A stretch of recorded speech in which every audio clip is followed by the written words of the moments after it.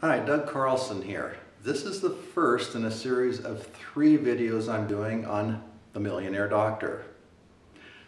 I want to give an apology beforehand. Normally when I talk, I'm fairly extemporaneous and I have just a few notes on a board behind me. I've got extensive notes on this board behind the camera right now. And my eyes are going to dart over in this direction a fair amount. Apologies definitely, but there's so much important information to impart here in statistics that I'm going to have to do this.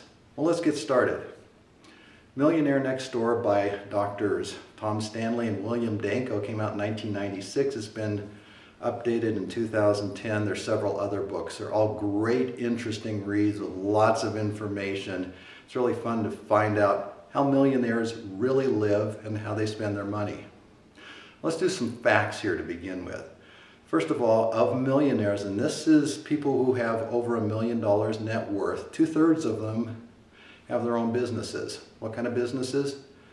Contractors, farmers, mobile home park owners, pest controllers, paving contractors, small businesses. How many doctors? Not a whole lot. The average worth of the people that they interviewed extensively, and this is the 2010 edition, is $4 million. Average home price for millionaires in 2010, the average price that they paid for their homes, that their homes are worth, are $350,000. Average home price for millionaires, $350,000. Most millionaires have not had an inheritance or did not get an inheritance.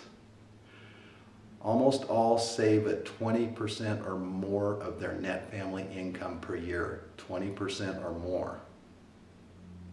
And most make their own financial decisions. They make their investment decisions. Let's talk a little bit about millionaire lifestyles. Most that a millionaire has ever spent on a suit averages $400. Most ever spent on shoes, $140. Watch, $235. Mortgage, most do not have more than 2 times their net family income in a mortgage. I've talked about this a lot. Charles Farrell indicates that, and others also, that you shouldn't have a mortgage that's more than double your net family income. Only 6% of millionaires have an American Express Platinum card. Well, let's go a little bit further here.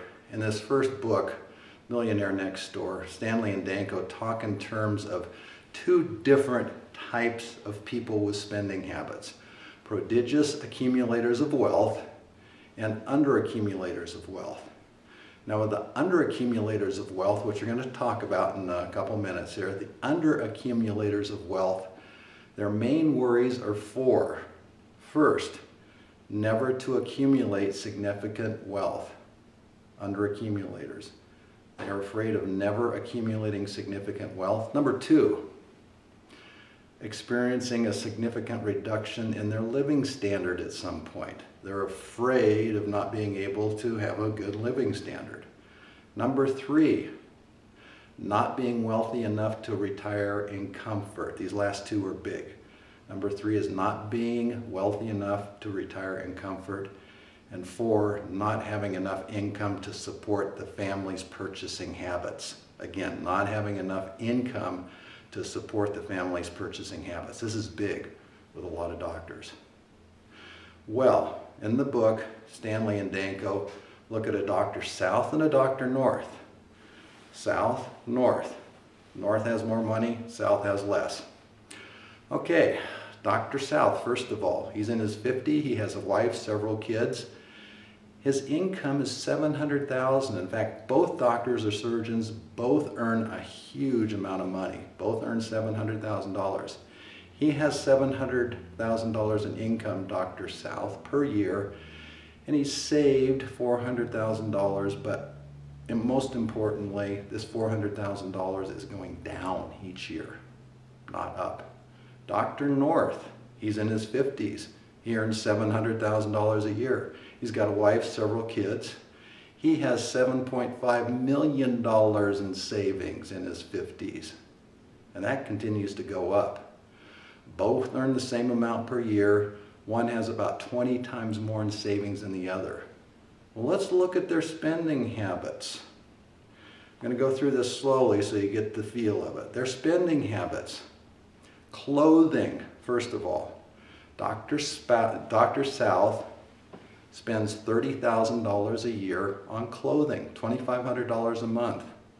Dr. North spends $9,000 a year, or about $750 a month. $30,000 a year versus $9,000 a year. What about autos? Dr. South spends $72,000 a year on autos. This includes depreciation, maintenance, insurance, gas, the whole works. Of that $72,000, a great majority of it is in depreciation. Dr. North spends $12,000 a year on his cars. $72,000 versus $12,000. Oh my God. Mortgages. Dr. South has a $9,000 a month mortgage. It's $107,000 a year. Dr. North, $15,000 a year. He's only paying $1,300 a month. I have a hunch he's had his home for quite a long time. These are actual surgeons that Danko and Stanley interviewed. Country clubs, big thing for doctors. We all know that. Dr. South spends $48,000 a year. Dr. North, he's in a country club too, $8,000. Well, you add it all together for just these four categories of spending. This is not including dining out, food, that sort of thing. This is just these four categories: clothing, autos, mortgage, and country club. Dr. South spends $250,000 a year on clothing, autos, mortgage, and country clubs. Dr. North, $44,000 a year. Again, $257,000 versus $44,000. That's over $200,000 more that Dr. South spends on these four categories than Dr. North. Well, Dr. South, in the book, they talk about the fact that he spends an inordinate amount of time purchasing his cars. Now remember, he spends $72,000 a year. He gets great bargains on Porsches. He's a Porsche guy. Loves those cars.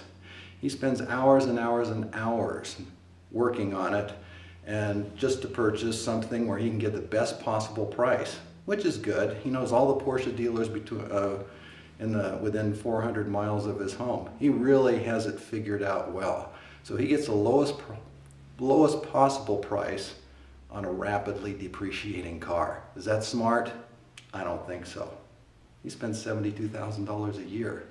And probably $40,000 to $50,000 is depreciation. He obviously has more than one car. Dr. North, he spends very little time on research. He likes Mercedes-Benz. He buys them every now and then. He buys 3-year-old models. He doesn't spend much time. He just looks for 3-year-old Mercedes, finds the best one, and buys it. He pays normally about $40,000 for his Mercedes. So he's saving about $30,000 by buying a 3-year-old model. Isn't this amazing? $200,000 difference for just 4 spending categories. Well, next time we'll go into the aspirationals and the glittering rich.